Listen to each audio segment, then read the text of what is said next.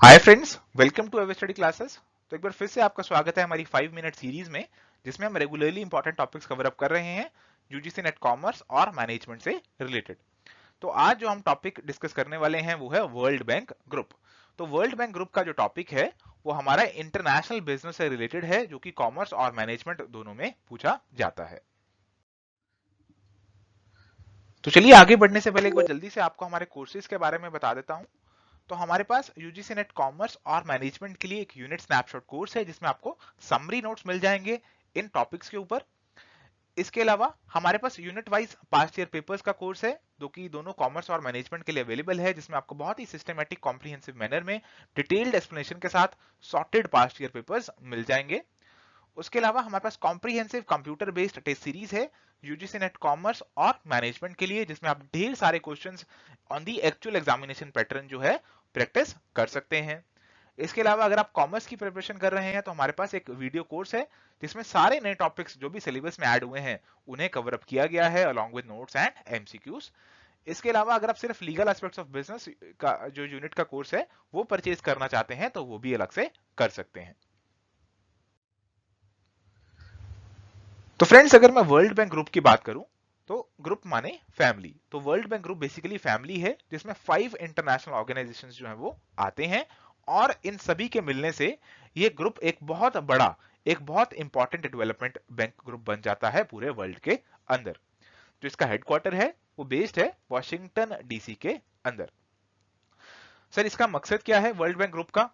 हालांकि सभी ऑर्गेनाइजेशंस के अलग अलग ऑब्जेक्टिव्स हैं, बट ब्रॉडली जो हमारा पूरा वर्ल्ड बैंक ग्रुप है उसके दो मेन गोल्स हैं जो कि इंपॉर्टेंट है एग्जामिनेशन पॉइंट ऑफ व्यू से। वो है to end extreme poverty and promote shared prosperity in a sustainable way. तो उसे पॉवर्टी खत्म करनी है और सस्टेनेबल डेवलपमेंट और प्रोस्पेरिटी को प्रमोट करना है पूरे वर्ल्ड के अंदर।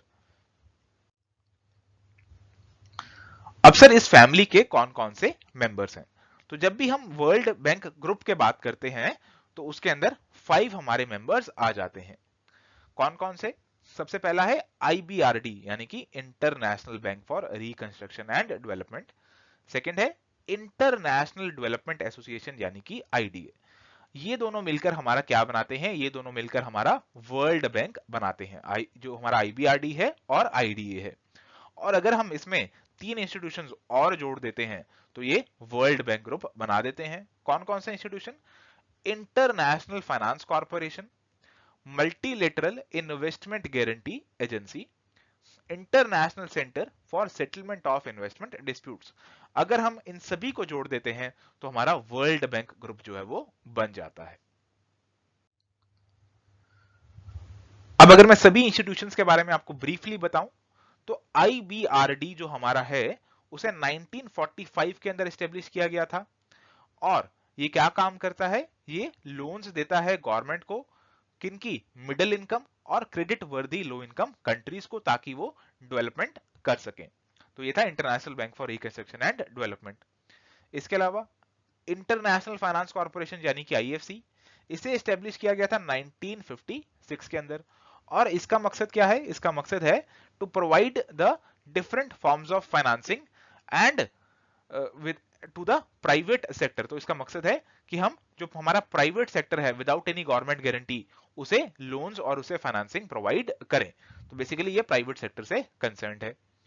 उसके अलावा है इंटरनेशनल डेवलपमेंट एसोसिएशन यानी कि आईडीए, जिसे एस्टेब्लिश किया गया था 1960 के अंदर।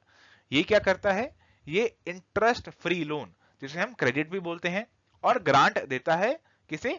जो भी हमारी पूरेस्ट, जो गरीब से गरीब कंट्रीज हैं वर्ल्ड की, उन्हें। इसके अलावा अगर मैं बात करूं international centre for settlement of investment disputes ICSID की, तो इसे एस्टेब्लिश किया गया था 1965 के अंदर। ये क्या करता है? ये फैसिलिटीज प्रोवाइड करता है डिस्प्यूट रेजोल्यूशन के लिए। तो अगर मान लेते हैं कोई इन्वेस्टमेंट डिस्प्यूट हो जाता है, एक कंपनी दूसरी कंट्री में जाकर इन्वेस्टमेंट करती है और उससे रिलेटेड कोई डिस्प्यूट हो जाता है, तो उनकी कंसिलिएशन, उनकी आर्बिट्रेशन, उनके समझौते के लिए ये काम करता है। उसके अलावा मल्टीलेटरल इन्वेस्टमेंट गारंटी एजेंसी यानी कि मीगा, इसे एस्टेब्लिश किया गया था 1988 के अंदर। इसका मकसद क्या है? इसका मकसद है इंश्योरेंस फैसिलिटीज प्रोवाइड करना। जब भी हमारा कोई प्राइवेट सेक्टर मान लेते हैं कोई कंपनी लगा रहा है, कोई प्लांट लगा रहा है किसी दूसरी कंट्री में, वहां पे हो सकता है पॉलिटिकल रिस्क अराइज हो जाए। हो सकता है उस टाइम तो वो जो गवर्नमेंट है वहां की वो अलाउ कर दे, बट फ्यूचर में जो वहां की गवर्नमेंट है वो ऐसा अलाउ ना करे। बट अगर प्राइवेट सेक्टर इस चीज से डरेगा तो उन कंट्रीज में इन्वेस्टमेंट नहीं होगी, वो कंट्रीज ग्रो नहीं करेंगी। तो इस रिस्क से जो सिक्योरिटी है वो प्रोवाइड करता है हमारा मल्टीलेटरल इन्वेस्टमेंट गारंटी एजेंसी। तो फ्रेंड्स यहाँ पे आपके लिए एक प्रैक्टिस क्वेश्चन है, आप इसे अटेम्प्ट कीजिए और अपने आंसर्स हमें कमेंट्स के थ्रू बताइए। फ्रेंड्स अगर आपको ये वीडियो पसंद आया तो इसे जरूर लाइक करना। हमारे चैनल को अगर अभी तक आपने सब्सक्राइब नहीं किया तो सब्सक्राइब कर लेना, और इसके साथ बेल आइकन जो है उसे जरूर प्रेस करना ताकि आपको रेगुलर अपडेट्स मिलती रहें। और इस वीडियो को ज्यादा से ज्यादा लोगों तक शेयर करना ताकि आप ज्यादा से ज्यादा नॉलेज को शेयर कर सको। और अगर आपकी क्वेरी है आप हमें मेल कर सकते हैं, फेसबुक पेज को ज्वाइन कर सकते हैं, टेलीग्राम चैनल को ज्वाइन कर सकते हैं, या फिर हमें व्हाट्सएप भी कर सकते हैं इस नंबर के ऊपर।